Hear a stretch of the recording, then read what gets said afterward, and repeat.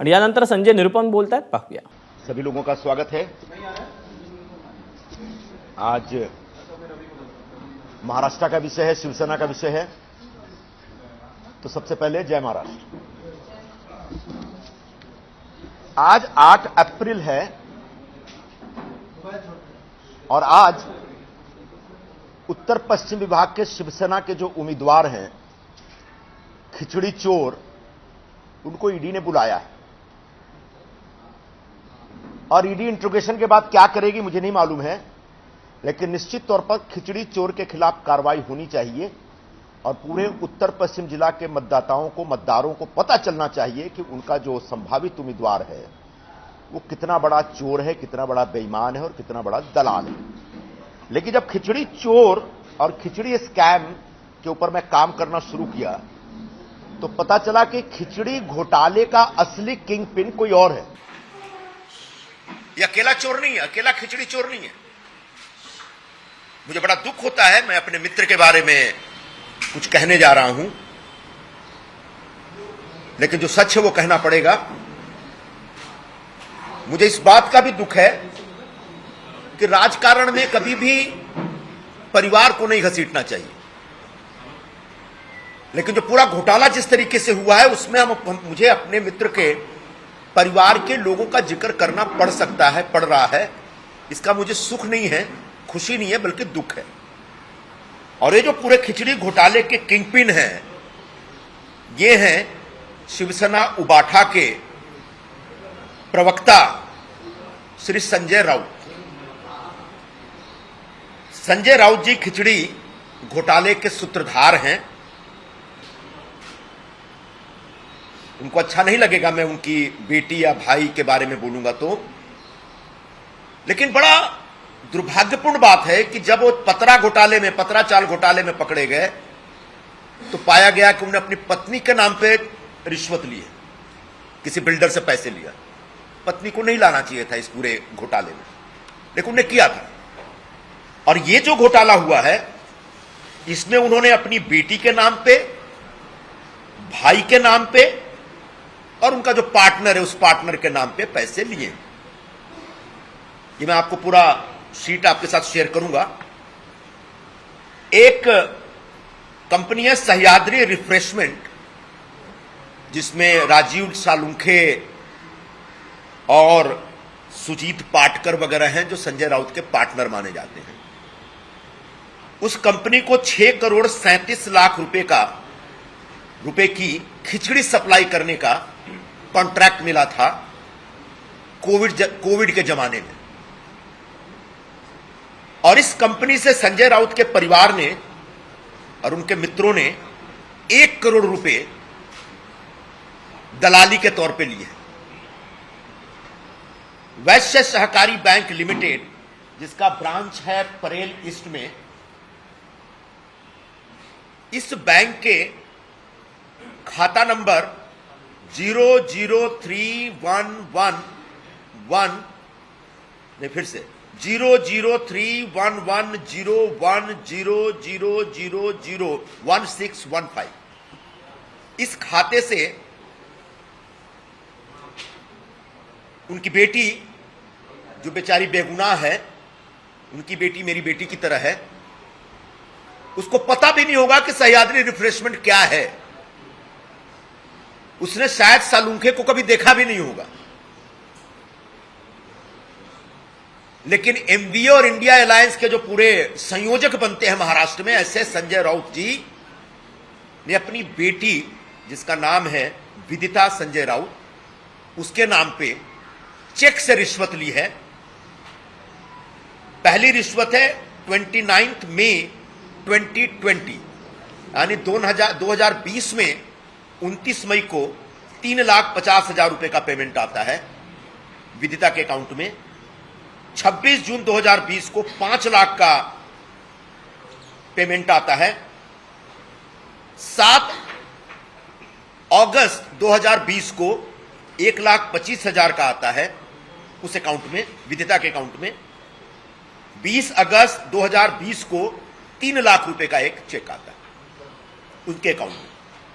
बिल्कुल इसी तरह से उसी दरमियान संजय राउत जी के भाई हैं, सगे भाई हैं, संदीप राजाराम राउत, उनके अकाउंट में 6 अगस्त 2020 को 5 लाख रुपए का एक चेक आता है इस कंपनी से, सह्याद्री रिफ्रेशमेंट के, जिस अकाउंट नंबर को हमने बताया आपको। और 20 अगस्त को 2020 में 1,25,000 रुपए का चेक आता है। इसके अतिरिक्त जो उनके पार्टनर हैं, जो जेल में भी गए हैं 2-3 केसेस में, सुजीत मुकुंद पाटकर संजय राउत के ऑफिशियल पार्टनर हैं, उनके अकाउंट में 15 जुलाई 2020 को 14 लाख रुपए, फिर 5 अगस्त 2020 को फिर 14 लाख रुपए, 29 अक्टूबर 2020 को 10 लाख रुपए, 17 दिसंबर 2020 को 1,90,000 रुपए और 12 जनवरी 2021 को फिर से 1,90,000 रुपए आते हैं इनके अकाउंट में। ये जो सह्याद्री रिफ्रेशमेंट है, जो इसके बारे में जब जांच हुई तो पाया गया कि इनको 33 रुपए में 300 ग्राम खिचड़ी सप्लाई करने का, फ्री में सप्लाई करने का कॉन्ट्रैक्ट मिला। कोविड के जमाने में सबको पता है कि लोगों के काम धंधे बंद हो गए थे, सैलरी नहीं मिल रही थी, दुकानें बंद थी, हाहाकार मचा हुआ था। ऐसे गरीब लोग, कमजोर लोग, जो प्रपट्टियों में रहने वाले, चालियों में रहने वाले लोग, ऐसे लोगों को फ्री में भोजन सप्लाई करने का ये कॉन्ट्रैक्ट, ये काम, ये योजना बीएमसी ने शुरू की। तो 33 रुपए में 300 ग्राम खिचड़ी सप्लाई करने का कॉन्ट्रैक्ट था। सह्याद्री रिफ्रेशमेंट ने किसी को सब कॉन्ट्रैक्ट दिया, जिसको बोलते हैं उप कंत्राट, और सब कॉन्ट्रैक्ट जो दिया वो 16 रुपए में 100 ग्राम खिचड़ी सप्लाई करने का दिया। महानगर पालिका से यह refreshment company Sahyadri refreshment contract लेती है कि 33 रुपए में 300 ग्राम खिचड़ी सप्लाई करेंगे। आगे जाके वो 16 रुपए में 100 ग्राम खिचड़ी सप्लाई करने का किसी को कॉन्ट्रैक्ट देती है। यानी गरीब मजदूरों की जो खिचड़ी थी उसमें 200 ग्राम खिचड़ी वो चोरी कर ली। तो बार बार लोग मुझे पूछते हैं कि आप यहां के उम्मीदवार को खिचड़ी चोर क्यों बोलते हैं। मैंने कहा इसलिए बोलते हैं क्योंकि वो गरीब लोगों की 200 ग्राम खिचड़ी पर पैकेट चुरा ली गई। और इस पूरी जानकारी के बाद यह समझ में आता है कि यहां का उम्मीदवार ही खिचड़ी चोर नहीं है, संजय राउत भी खिचड़ी चोर है। उन्होंने भी 300 ग्राम जिन गरीबों को खिचड़ी दी जानी थी उसमें से 200 ग्राम खिचड़ी चुराई है और उसके बदले पैसे खाए। आगे ये जो सह्याद्री रिफ्रेशमेंट से जुड़े जो लोग हैं, सालुंखे, कदम, पाटकर, ये सब तो उनकी गिरफ्तारी वगैरह हुई। सबसे मजेदार बात यह है कि इस कंपनी में कदम नाम का कोई व्यक्ति नहीं है, लेकिन कंपनी की तरफ से जब एग्रीमेंट, जब वो एप्लीकेशन दिया गया है तो उस कदम के नाम पर, उसी के नाम पर दे दिया गया सब। तीसरा बड़ा जो एक स्कैम इसमें निकल के आता है कि जब आप खिचड़ी सप्लाई करने के लिए कॉन्ट्रैक्ट मांगते हैं तो आपको दिखाना पड़ता है कि आपका कोई अपना किचन है। तो उनके पास अपना कोई किचन नहीं था। उन्होंने जोगेश्वरी एसवी रोड पर, जोगेश्वरी गोरेगांव के बीच में जो एसवी रोड पर जो पर्शियन दरबार रेस्टोरेंट है, उस रेस्टोरेंट के किचन को अपना किचन बता दिया। उस रेस्टोरेंट के किचन को अपना किचन बता करके खिचड़ी सप्लाई करने का कॉन्ट्रैक्ट ले लिया। बाद में जब छानबीन शुरू होती है तो पर्शियन दरबार के मालिक को उठाया जाता है, बुलाया जाता है। वो बोलता है मुझे कुछ पता ही नहीं है, मेरे साथ किसी प्रकार का कोई एग्रीमेंट नहीं, कोई करार नहीं है। यानी एक बहुत बड़ा फ्रॉड किया है सह्याद्री रिफ्रेशमेंट ने खिचड़ी सप्लाई का कॉन्ट्रैक्ट हासिल करने के लिए। यह आगे जाके समझ में आता है। पर्शियन दरबार के मालिक ने अपना एफिडेविट दे दिया है। पर्शियन दरबार के मालिक ने अपना एफिडेविट दे दिया है कि मेरा सह्याद्री रिफ्रेशमेंट से कोई लेना देना नहीं और मेरे किचन का कोई उपयोग नहीं हुआ। यानी पर्शियन दरबार के किचन को बता करके सह्याद्री रिफ्रेशमेंट ने खिचड़ी सप्लाई करने का 6-6.5 करोड़ का कॉन्ट्रैक्ट लिया और खुद सप्लाई नहीं किया, किसी को सब कॉन्ट्रैक्ट दे दिया और उसमें चोरी की। यह सब तब हो रहा था जब उस समय के मुख्यमंत्री महोदय हर दूसरे तीसरे दिन फेसबुक पे आके अपना रुआंसा चेहरा दिखा के यह दावा करते थे कि मैं मुंबई के गरीब नागरिकों का, गरीब मजदूरों का ख्याल रख रहा हूं। जब लोगों की जान जा रही थी, जब लोग खाने खाने को तरस रहे थे, जब लोगों के पास गांव जाने की जगह नहीं थी, कोई माध्यम नहीं था, कोई साइकिल से जा रहा है, कोई पैदल जा रहा है, जब हमारे मजदूर, जिस जमाने में हमारे मजदूर ट्रेन के नीचे आके कट जाते थे भंडारा के आसपास, उस समय ये शिवसेना उबाठा के लोग उन गरीब मजदूरों के लिए जो आवंटित या सप्लाई की जाने वाली जो खाद्य सामग्री थी उसमें घोटाला कर रहे थे। और इसलिए मैं ये चाहता हूं कि आज ईडी वाले जो छानबीन कर रहे हैं, उस छानबीन का जो पूरा एम्बिट है उसको थोड़ा फैलाएं और यहां के उम्मीदवार के साथ साथ सह्याद्री रिफ्रेशमेंट ने जो घोटाले किए हैं उस घोटाले के लिए संजय राउत को गिरफ्तार किया जाए, क्योंकि मुख्य सूत्रधार, मेन किंगपिन वही है इस घोटाले के। उन्होंने अपने परिवार के नाम पे सह्याद्री रिफ्रेशमेंट से जो कमीशन खाया, जो चोरी की है, वो अपने आप में एक बहुत ही अमानवीय और बड़ा निर्दय किस्म का क्राइम है, अपराध है। आदरणीय शिवसेना प्रमुख बाला साहब ठाकरे जी ने एक पार्टी स्थापित की थी गौर गरीब लोगों की सेवा करने के लिए। जो जरूरतमंद है उनके लिए हमेशा शिवसेना खड़ी रहती थी। ऐसे शिवसेना का झंडा लेकर के, भगवा हाथ में लेकर के, जिस प्रकार से संजय राउत ने घोटाला किया और गरीब लोगों की खिचड़ी लूटी है, उसके लिए ईडी को अपनी जांच का पूरा एम्बिट बढ़ाना पड़ेगा और संजय राउत को के खिलाफ एफआईआर करते हुए, प्राथमिकी दर्ज करते हुए उनको गिरफ्तार करना पड़ेगा। तब जाके समझ में आएगा मुंबई के तमाम लोगों को, खासकर मराठी भाषी के लोगों को, जिनके नाम पर ये राजनीति करते हैं, राजकारण करते हैं और कहते हैं मराठी माणसाचा न्याय यानी हक्कासाठी, और वो उनके नाम पर राजकारण करके गरीब लोगों के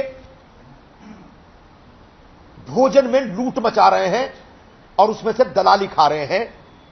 तो आज जिस खिचड़ी स्कैम की जांच हो रही है, उस जांच का विस्तार बढ़ाया जाए, यह मांग मैं करने के लिए यहां पर उपस्थित हूं। उम्मीदवार महोदय ने कहा है कि मैंने नॉनवेज छोड़ दिया है जेल जाने के लिए और नए कपड़े भी सिला लिए। जेल में जो कैदी जाते हैं वहां पर जेल वाले खुद कपड़ा देते हैं, अपना कपड़ा लेकर जाना नहीं पड़ता है और वहां भी नॉनवेज मिलता है। ऐसा नहीं है कि वहां नॉनवेज के बगैर जान निकल जाएगी आपकी। तो ये जो फालतू ड्रामा और सहानुभूति लेने की जो कोशिश है वो सरासर गलत है। मैं आपके माध्यम से पूरे उत्तर पश्चिम के लोगों से आह्वान करूंगा कि आपके सामने महाविकास अघाड़ी की तरफ से, इंडिया अलायंस की तरफ से, शिवसेना उबाठा की तरफ से जो उम्मीदवार आया है वो खुद तो खिचड़ी चोर है और उसको जिन लोगों ने उम्मीदवार बनाया है वो भी इस खिचड़ी चोरी में एक अभियुक्त है। और इसलिए आने वाले दिनों में उनको एक सबक सिखानी पड़ेगी, उनको एक लेसन सिखाना पड़ेगा। चुनाव बहुत नजदीक है और उस चुनाव में मुख्य तौर पर इसी विषय पर बाहर निकलिए और भाषा के नाम पे, धर्म के नाम पे बंटने के बजाय जिन्होंने गरीब की खिचड़ी खाई है ऐसे लोगों को हमेशा के लिए पराजित करिए, ऐसे लोगों को हमेशा के लिए सजा दीजिए। ये मेरा आह्वान है आप सभी साथियों से। आता मराठी मध्ये बोलतो, रुको रुको एक मिनिट था भाई, मराठी बोल देतो। महाराष्ट्रात खिचडी घोटाळा गेला कित्येक दिवसापासून गाजत आहे। आमच्या विभागाचा जो शिवसेना उबाठाचा जो उमेदवार आहे तो स्वतः खिचडी चोर आहे। त्यांची आज इंटरोगेशन व्हायची आहे ईडी मध्ये। ईडीने त्यांना एक नोटीस देऊन बोलावलं आहे। त्यांचं इंटरोगेशन झालाच पाहिजे, असा खिचडी चोरची अटक पण झाली पाहिजे। पण याच्यापेक्षा जो खिचडी स्कॅम आहे याच्यामध्ये अजून काही लोक इन्व्हॉल्व्ह आहेत आणि खूप इन्व्हॉल्व्ह आहेत, त्यांच्याबद्दल मी बोलू इच्छितो. मी सांगू इच्छितो की खिचडी स्कॅमचे जो किंग पिन आणि सूत्रधार आहेत ते उबाठाचे प्रवक्ता स्वतः संजय राऊत आहेत. ते माझे जुने मित्र आहेत, माझे सहकारी पण होते. त्यांच्या विरोधात बोलण्यामध्ये मला फार आनंद भेटत नाही, पण बोलायला पडेल, कारण तो एक क्राइम आहे, अपराध आहे. राजकारणात कुटुंबाला आणण्याची जो एक प्रथा आहे तो चुकीचा आहे, मला असं वाटतो. माझा पण विश्वास आहे की कुटुंब आणि कुटुंबाचे जो सदस्य आहेत त्यांना कधीही राजकारणात नाही आणला पाहिजे. पण स्वतः संजय राऊतनी घोटाळा करण्यासाठी स्वतःची मिसेस, त्यांची बायको, त्यांची मुली आणि त्यांची भावाचा उपयोग केलेला आहे. पत्राचाल घोटाळ्यामध्ये त्यांनी घोटाळेबाज जो आहे त्यांच्याकडून स्वतःच्या पत्नीचे नावाने पैसे घेतला आणि खिचडी स्कॅम मध्ये त्यांनी स्वतःची मुलीची नावाने पैसे घेतलेला आहे. सह्याद्री रिफ्रेशमेंट जो कंपनी आहे त्यांच्याकडून त्यांच्या वैश्य सहकारी बँक लिमिटेड असा बँकमध्ये एक ब्रांच आहे परेलमध्ये, त्या ब्रांचचे अकाउंट खात्यामधून जो रिश्वतची पैसे, दलालीची पैसे गेलेली आहे तो संजय राऊतची मुलीच्या नावाने गेलेली आहे. त्यांची मुली माझी मुली सारखी आहे. माझ्या मनात संजय राऊतची मुलीसाठी खूप सहानुभूती आहे. माझा ठामपणे विश्वास आहे की त्यांच्या मुलीला हा जो कंत्राटदार आहे, कॉन्ट्रॅक्टर आहे, ते काही घेणं देणं नाही. त्यांना बहुतेक ती ओळखत पण नाही होती, पण संजय राऊतनी स्वतःसाठी पैसा घेण्यासाठी मुलीचा उपयोग केला. तो एक निकृष्ट कार्य आहे, अनैतिक कार्य आहे. अशी त्यांची मुली विदिता संजय राऊत त्यांच्या अकाउंटमध्ये सह्याद्री रिफ्रेशमेंट तर्फे 29 मे 2020 ला 3,50,000चा एक पेमेंट आहे. 26 जून 2020 ला 5 लाख रुपयेचा दुसरा पेमेंट आहे. 7 ऑगस्ट 2020 ला 1.25 लाखचा एक पेमेंट आहे आणि 20 ऑगस्ट 2020 ला 3 लाखचा एक पेमेंट आहे. संजय राऊतनी स्वतःसाठी दलाली खाण्यासाठी मुलीचा उपयोग केला. तो एकदम अनैतिक आणि निकृष्ट कृत्य आहे, मी असा सांगतो. त्याने भावाच्या नावाने पण पैसे घेतलेले आहेत. त्यांचे भाऊ आहेत संदीप राजाराम राऊत. पहिला चेक 6 ऑगस्ट 2020 ला 5 लाखच्या संदीपच्या अकाउंटमध्ये गेलेला आहे सह्याद्री रिफ्रेशमेंट तर्फे. दुसरा चेक 20 ऑगस्ट 2020 ला 1.25 लाखचा गेलेला आहे संदीप राऊत यांच्या अकाउंटमध्ये. आणि त्यांचे जो पार्टनर आहेत, घोषित पार्टनर सुजीत मुकुंद पाटकर, त्यांच्याबद्दल आपण सर्वांना माहित आहे. कित्येक वेळा ते जेलमध्ये गेलेले आहेत संजय राऊतच्या कारस्थानमुळे. त्यांच्या अकाउंटमध्ये 15 ऑगस्ट 2020 ला 14 लाख रुपये, 5 ऑगस्ट 2020 ला 15 जुलै 2020 ला 14 लाख, 5 ऑगस्ट 2020 ला 14 लाख, 29 ऑक्टोबर 2020 ला 10 लाख आणि 17 डिसेंबर 2020 ला 1,90,000 आणि 12 जानेवारी 2021 ला पुन्हा 1,90,000.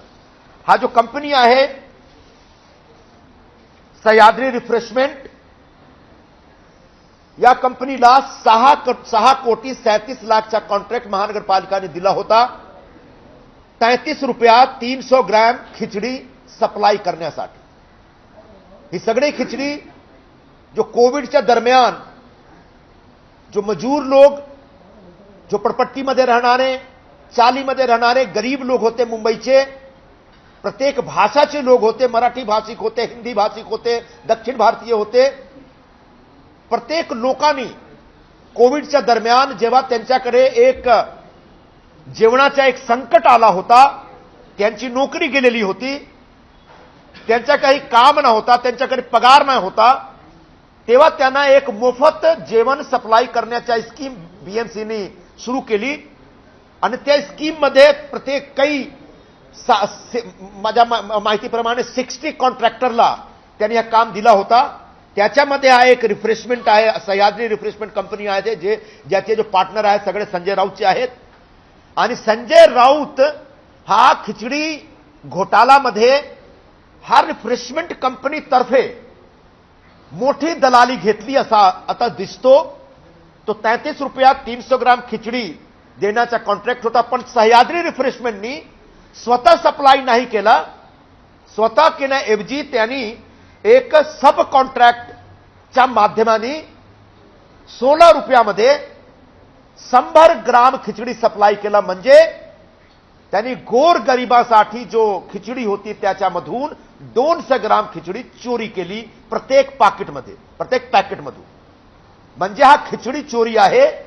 आणि याच आधारावर मी सांगतो, फक्त आमच्या विभागाचा उमेदवार नाही पण संजय राऊत पण खिचडी चोर आहे. आणि त्यांनी गोर गरिबाची खिचडी चोरी केली आणि खिचडीच्या बद्दल सप्लायच्या बद्दल त्यांनी दलाली घेतली. स्वतःचे कुटुंबाचे जो सदस्य आहेत त्यांच्या नावाने. आखरी मुद्दा जो जास्ती एक फ्रॉड आहे, हा जो सह्याद्री रिफ्रेशमेंट कंपनी आहे, जेव्हा ते खिचडीच्या टेंडर भरत होते त्यांनी जोगेश्वरी आणि गोरेगावच्या दरम्यान एक रेस्टॉरंट आहे, फेमस रेस्टॉरंट आहे पर्शियन दरबारच्या किचनच्या त्यांनी डिटेल त्यांचे जो पिटिशन होता, त्यांचा जो कॉन्ट्रॅक्ट होता, त्यांचा जो टेंडर होता त्याच्यामध्ये जोडून दिला. जेव्हा इन्व्हेस्टिगेशन सुरू झाला तेव्हा पर्शियन दरबारच्या मालिकाला बोलावला त्यांनी इन्व्हेस्टिगेटर्सनी, मुंबई पोलीस आणि ईडी वाल्यांनी. तो पर्शियन दरबारने सांगितलं की त्यांच्या मालिकाने सांगितलं ॲफिडेव्हिट देऊन की मला काही घेणं देणं नाही, आमच्याशी काही करार पण झालेली नाही या कंपनीशी. म्हणजे त्यांनी फ्रॉड करून कॉन्ट्रॅक्ट घेण्यासाठी एक मोठा असा रेस्टॉरंटचे किचनची डिटेल त्यांच्या टेंडर डॉक्युमेंटमध्ये जोडून फ्रॉड करून त्यांनी टेंडर घेतलेला आहे. याची पण चौकशी चालू आहे. आता माझ्या मनात एवढाच प्रश्न आहे की तुम्ही त्यावेळी महाराष्ट्र शासनाचे कारभार चालवत होता, मुख्यमंत्री होते शिवसेनेचे. प्रत्येक 2-3 दिवसात ते फेसबुकवर येऊन एक रोतला चेहरा घेऊन ते लोकांना असं आश्वासन देत होते की आम्ही तुमच्या बरोबर आहोत. पण त्यांच्या हाताखाली त्यांच्या स्वतःचे जो करीबी लोक आहेत ते गोरगरीब लोकांच्या खिचडीमध्ये दलाली खात होते का त्यांना वाटत त्यांना माहित नव्हता. त्यांचे जो पुत्र आहेत, त्यांचे पीए, सेक्रेटरी हाच खिचडी घोटाळ्यामध्ये आतमध्ये आहेत. तो संपूर्ण त्यावेळची शिवसेना हा खिचडी घोटाळ्यामध्ये सामील आहे. आणि याच आधारावर मी ईडी आणि जो भी जांच एजन्सी आहेत त्यांच्याकडून अशी मागणी करतो की ज्याप्रमाणे तुम्ही बाकी सगळ्यांना अटक करता आणि त्यांची चौकशी करता, त्याचप्रमाणे संजय राऊतची पण अटक झाली पाहिजे. त्यांच्या विरोधात पण केस दर्ज झाला पाहिजे आणि त्यांच्या विरोधात पण एक सविस्तर चौकशी खिचडी घोटाळ्यामध्ये झाला पाहिजे. कारण त्यांच्या भावानी, बहुतेक माझी अशी माहिती आहे की त्यांच्या भावानी पण सांगितलं आहे की तो सह्याद्री रिफ्रेशमेंटला ओळखत नाही. सह्याद्री रिफ्रेशमेंटमध्ये जे पार्टनर आहेत त्यांच्या काही घेणं देणं नाही, त्यांना ते ओळखत नाही, त्यांच्याबरोबर काही कारभार नाही त्यांच्या. म्हणजे भावाच्या नावानी आणि मुलीच्या नावानी संजय राऊतनी खिचडी घोटाळा केलेली आहे. आणि यामुळे संजय राऊतची सविस्तर चौकशी झाली पाहिजे, त्यांची अटक झाली पाहिजे अशी मी मागणी करतो आपण सर्वांच्या समोर, आपण सर्वांच्या माध्यमाने. धन्यवाद. अभी कोण त्यांना लपवतोय किंवा त्यांना वाचवण्याचा प्रयत्न करते, संजय राऊतांचं नाव यात येत का नाही? कारण असं आहे की त्यांनी या पाप केलेला आहे, गुन्हा केलेला आहे, पण स्वतःच्या नावाने नाही. असा निकृष्ट कृत्य आहे की त्यांनी पाप करण्यासाठी स्वतःची मुलीचा उपयोग केलेला आहे, स्वतःच्या भावाचा उपयोग केलेला आहे. स्वतःचा पार्टनर जो आहे त्यांचा तो उपयोग झालेला आहे. पण ईडीला एक जो सर्कमस्टान्शियल एव्हिडन्स असतो, परिस्थितीजन्य पुरावा असतो, त्याच आधारावर ते संजय राऊतच्या विरोधात कारवाई सुरू करू शकतात. बोला. सवाल यह है कि क्या जो एलिगेशन आप बता रहे हैं इस एलिगेशन से संबंधित क्या बैंक अकाउंट डिटेल आप सारी चीजें बता रहे हैं तो कुछ दस्तावेज आपके पास में है और अगर आपके पास कोई दस्तावेज है स्वतः आप ईडी के सामने वहां पर जांच कर रही है तो आप जाकर खुद देंगे या फिर ईडी के बुलावे का इंतजार करेंगे? मुझे नहीं लगता मुझे ईडी के बुलावे का कोई इंतजार है और मुझे ईडी के दफ्तर में जाना चाहिए. ईडी के दफ्तर में चोर बेईमान जाते हैं, हम लोग हमारे जैसे लोग नहीं जाते हैं. लेकिन ये सारी जानकारी ईडी के पास है. बस मैं सार्वजनिक रूप से आकर के ये डिमांड कर रहा हूं कि ईडी को अपनी जांच का एम्बिटम बढ़ाना पड़ेगा और जो सर्कमस्टांशियल एविडेंस है उसके आधार पर संजय राउत के खिलाफ केस दर्ज करना पड़ेगा. लेकिन एक सवाल अब हो गया, एक सवाल हो गया माय डियर. अच्छा, एक एजुनेक हो गया. सवाल ये उठता है, आपने हाल ही में कांग्रेस छोड़ी है, यानी कि आप साथी दल थे, आपने कांग्रेस छोड़ने के बाद इतना बड़ा गंभीर आरोप लगाया है तो आप पर भी जवाबी हमले होंगे कि अब उन्होंने पार्टी छोड़ दी है इसलिए इस तरह के आरोप लगा रहे हैं, इस पर क्या कहें? जब हमले होंगे तो हमलों का जवाब दिया जाएगा. आप क्यों परेशान है? चलिए बोला ताई. आता तुम्ही जे सगळं सांगताय की यापूर्वी सुद्धा चर्चेमध्ये अनेक वेळा आलेल्या खिचडी घोटाळा प्रकरण आणि या सगळ्या गोष्टी तुमच्यापर्यंत ही माहिती कधी पोहोचली आणि तुम्ही आता का सांगताय? त्याचा त्यांनी प्रश्न विचारला. तुम्ही काँग्रेस सोडल्यानंतर आता ह्या सगळ्या गोष्टी सार्वजनिक करताय, याच्यापूर्वी तुमच्याकडे ही माहिती होती का आणि होती तर मग तुम्ही का नाही? मी एक 10-15 दिवसापूर्वी जेव्हा एमबीए तर्फे आणि इंडिया अलायन्स तर्फे उत्तर पश्चिम विभागाच्या लोकसभा मतदारसंघासाठी त्यांनी स्वतःचा एक उमेदवार घोषित केला आणि त्यांच्याबद्दल न्यूजपेपर आणि वृत्तपत्र माध्यमातून माझ्याकडे अशी माहिती होती की तो खिचडी चोर आहे. आणि मी एक स्टँड घेतला की आता खिचडी चोरचा पाठिंबा मी देऊ शकत नाही आणि हा जो खिचडी चोर आहे त्यांनी गोरगरिबाची खिचडी खाल्ली आणि त्याच्यामध्ये घोटाळा केला. याच आधारावर मी लोकांच्या समोर जाणार. त्यानंतर ज्या खिचडी स्कॅम काय आहे त्याचा एक अभ्यास करण्याचा माझा प्रयत्न सुरू झाला आणि अभ्यास करत करत ही माहिती नवीन आलेली आहे माझ्याकडे 3-4 दिवसापूर्वी. प्रश्न तोच येतो की तिने विचारला, प्रश्न तोच येतो की तुम्ही या सगळ्या गोष्टीमध्ये तुम्हाला महाविकास आघाडीकडनं उमेदवारी मिळाली नाही, तुमच्यासमोर अमोल कीर्तीकर हे उमेदवार आहेत, हे कळल्यावर या सगळ्या गोष्टींच्या मागे लागून तुम्ही जाणीवपूर्वक ही माहिती काढताय कसा आरोप केला? जाणीवपूर्वक करा अनजाणीवपूर्वक करा काही फरक पडत नाही. माझ्याकडे माहिती आहे आणि माहिती तुमच्या बरोबर मी शेअर करत आहे. भले इनका हो जाने तो एक दो और कुछ है तो एक आता ही माहिती तुम्ही दिलेली आहे. समजा तुम्हाला उमेदवारी मिळाली नाही मिळाली, तुम्ही इलेक्शनला उभं राहिलात नाही राहिलात, तरी तुमचा लढा तुम्ही सुरू ठेवणार आहात का? हा जो विषय आहे याच्या उमेदवारीचं काही घेणं देणं नाही. खिचडी स्कॅम मुंबईत झालेला आहे. एक योगायोगाने जो उमेदवार आहे तो खिचडी स्कॅमचा स्कॅमस्टर आहे. पण खिचडी स्कॅम स्वतः एक मोठा मुद्दा आहे आणि या मुद्द्यावर प्रशासनातर्फे आणि जांच एजन्सीतर्फे काम झाली पाहिजे अशी माझी मागणी आहे. कुठपर्यंत घेऊन येणार हा येणाऱ्या काळात मी तुम्हाला सांगणार.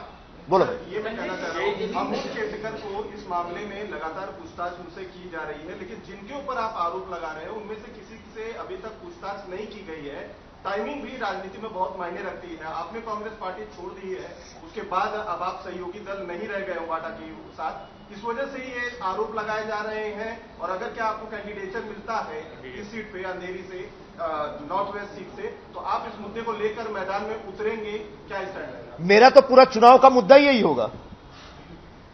मेरे चुनाव का नैरेटिव इसी पर बेस्ड रहेगा और यही मैं कहने जा रहा हूं अपने मतदारों से, मतदाताओं से कि इंडिया अलायंस और एमवीए जो भ्रष्टाचार को लेकर के बड़ा हमेशा एक हाई मोरल वैल्यूज पेश करते हैं और दिखाते हैं कि बड़े नैतिक है और भ्रष्टाचार में उनका विश्वास नहीं है, उन लोगों ने कैसे व्यक्ति को, कैसे भ्रष्टाचारी व्यक्ति को आपका उम्मीदवार बनाया है, ये मेरा मुद्दा है. और उसको उम्मीदवार बनाने वाले जो लोग हैं वो खुद भी भ्रष्टाचारी हैं, ये मेरा मुद्दा होगा. तो बिल्कुल उम्मीदवार बनने के बाद तो यही मुद्दा है, इसी मुद्दे पे काम करना है. लेकिन अभी तक इनसे पूछताछ नहीं. हाँ, ये आपका जो सवाल है, इसीलिए तो आज मैं मांग कर रहा हूं कि ईडी संभवतः यह सोचने में लगा है शायद कि इनने अपने अकाउंट में कुछ नहीं लिया, लेकिन इनके भाई का इन्वेस्टिगेशन हुआ है, भाई का इंट्रोगेशन हुआ है। अब भाई ने संभवतः यह कहा है कि मैं तो पहचानता ही नहीं किसी को, इसमें मेरे अकाउंट में कैसे पैसा है हमको कुछ पता ही नहीं है। तो क्या संजय राउत ने अपने भाई का अकाउंट मिसयूज किया? क्या संजय राउत ने अपनी निर्दोष बेटी का अकाउंट यूज किया खुद की दलाली के लिए? इसकी छानबीन ईडी को करनी पड़ेगी और तब जाकर के एक जगह पे वो पहुंच सकते हैं और उसके बाद संजय राउत की गिरफ्तारी अवश्य हो। ये विषय अब क्यों निकाल रहे हैं आप? ये विषय अब बताया तो उनके सवाल के जवाब में। अपोजिट उमेदवार तुम्ही फिक्स केलेला आहे, कोणा विरुद्ध प्रचार करणारे फिक्स केले, गुढी पाडवा आहे, कुठल्या पक्षांना तुम्ही त्याच्या विरुद्ध निवडणूक लढणार आहात अमोलचे, ते काय फिक्स झालंय का? आज अजूनपर्यंत खरवास मास आहे, उद्यापासून नवरात्री सुरूच होत आहे। मी सांगितलं होतं गेल्या दिवशी की नवरात्रीच्या दरम्यान मी ठरवणार की कुठल्या पक्षामध्ये जायचे, तो त्या दिवशी तुम्हाला मी नक्कीच सांगणार। अरे रुक ना, याच्याबद्दल सध्या मी काहीही बोलू शकत नाही। आपकी जब भी प्रेस कॉन्फ्रेंस होती है तब ईडी का समन जो है अमोल को आता है, एक बार फिर आज आया है, इसके पहले भी आया था। तो क्या आपने एक बात और कही कि ये जो जानकारी आप दे रहे हैं वो ईडी को सब पता है, तो क्या आपकी यह प्रेस कॉन्फ्रेंस ईडी के बिहाफ में है? जी नहीं, ईडी एक हिंदुस्तान की एक स्वायत्त जांच एजेंसी है, उससे मेरा कोई लेना देना नहीं। लेकिन बहुत सारी इंफॉर्मेशन आपके पास भी बहुत सारी इंफॉर्मेशन आती है कि नहीं, पुलिस डिपार्टमेंट से, इनकम टैक्स डिपार्टमेंट से आती है कि नहीं? तो मैं भी बुनियादी तौर पर एक पत्रकार हूं कि नहीं? आपसे ज्यादा अनुभव पत्रकारिता का मेरे पास। तो हमारे पास सोर्स होते हैं जिनसे हम जानकारी असर्टन करने की कोशिश करते हैं, और ऐसे बहुत सारे हमारे पास सोर्सेज हैं, उसमें कुछ गलत नहीं है।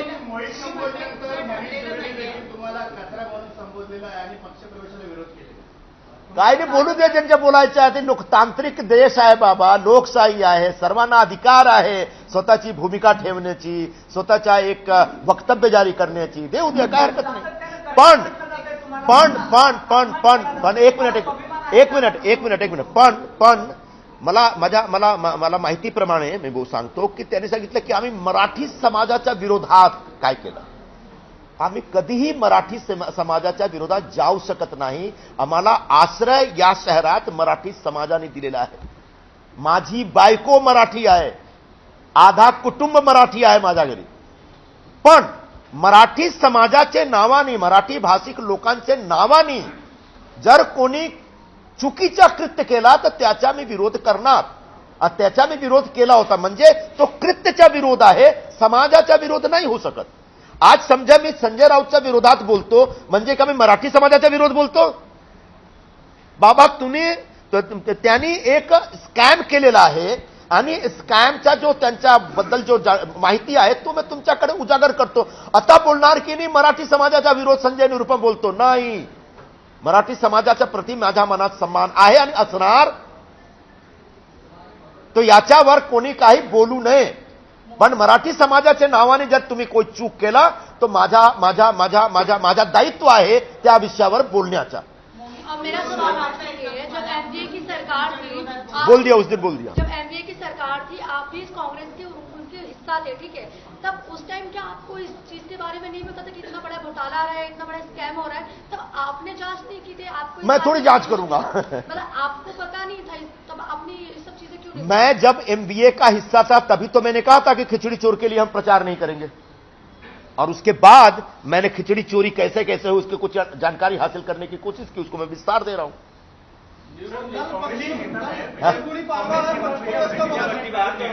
कंगना रनौत को लेकर उन्होंने कहा है कि वो बीफ खाते हैं, इसके बाद कंगना रनौत ने अपनी सफाई दी है, उन्होंने कहा कि मुझे बदनाम करने की कोशिश की जा रही है, आप इसको क्या? देखो जी, मैं तो मेरी शुरू से भूमिका रही है, किसको क्या खाना है क्या पहनना है उसका व्यक्तिगत उसका निर्णय है। तो किसी के खाने पे और किसी के पहनने पे, किसी के जीवन का जो निजी आचरण होता है उसके ऊपर बहुत ज्यादा टीका टिप्पणी करने का कोई अर्थ नहीं, हम लोग इसका समर्थन नहीं करते। अब तुम जरा मी सांगितलं होता की जरा नवरात्री सुरू होऊ द्या, आणि नवरात्री 9 दिवसाचा असतो आणि त्या नवरात्रीच्या दरम्यान काहीतरी एक योग्य निर्णय आम्ही घेणार. सर हिंदी में जाना चाहिए. हाँ. क्या अभी तक कोई आपने निश्चित किया है, क्योंकि मुख्यमंत्री से भी मुलाकात की खबरें आ रही हैं, ये भी जो है कयास लगाए जा रहे हैं कि आप उनके जो है गुट की तरफ से उत्तर पश्चिम सीट से लड़ेंगे, इस तरह के भी कयास लगाए जा रहे हैं. तो क्या फॉर्मली किसी पार्टी को ज्वाइन करने के लिए डिसीजन आपने लिया है अभी तक? अभी भी आज भी खरवास का आखिरी दिन है. मैंने तभी बोला था कि नवरात्रि के दरमियान इसके बारे में कोई एक फैसला करेंगे. अभी जो कुछ आप कह रहे हैं महज कयास है, और जब तक एक कयास है तो कयास ही रहेगा.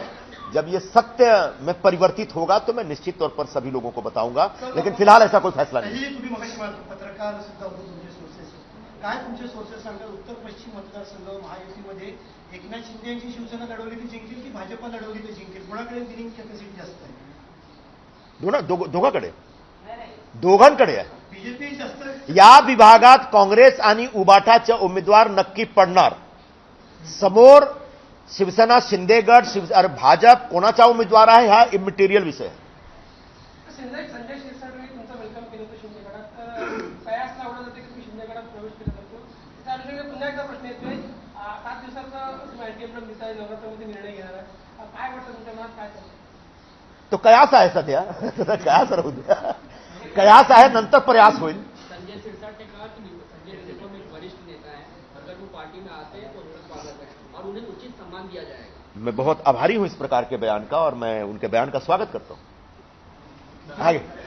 घोटाळ्यामध्ये सह्याद्री रिफ्रेशमेंट, हाँ. संदीप राऊत बोलतात की माता फुले संमेलन नेमकी कोणाची आहे आणि त्यांचं कनेक्शन. हा, त्याच्यामध्ये नाव आहे ना, मी सांगतो ना. सह्याद्री रिफ्रेशमेंट, जिस सह्याद्री पे पूरा महाराष्ट्र गर्व करता है, उस सह्याद्री के नाम पे एक घोटालेबाज कंपनी बनाते हैं. ये हैं महाराष्ट्र के शिवसेना के नेता लोग. सह्याद्री रिफ्रेश मध्ये जो नाव आहे ते एक तो लाइफलाइन हॉस्पिटल वाले जो घोटाले में थे सुजीत पाटकर जी, दूसरे राजीव सालुंखे जी, और एक कदम उसमें पार्टनर नहीं है लेकिन बहुत जगह सिग्नेचर कदम करके एक व्यक्ति का आ रहा है. तो सुजीत पाटकर आया, मतलब वो संजय राउत का पार्टनर है, मतलब संजय राउत सह्याद्री रिफ्रेशमेंट का एक पार्ट है. ये आधार बन सकता है. हो गया. हाँ,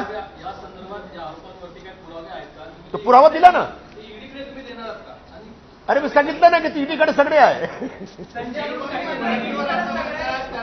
आहेत. काय काय काय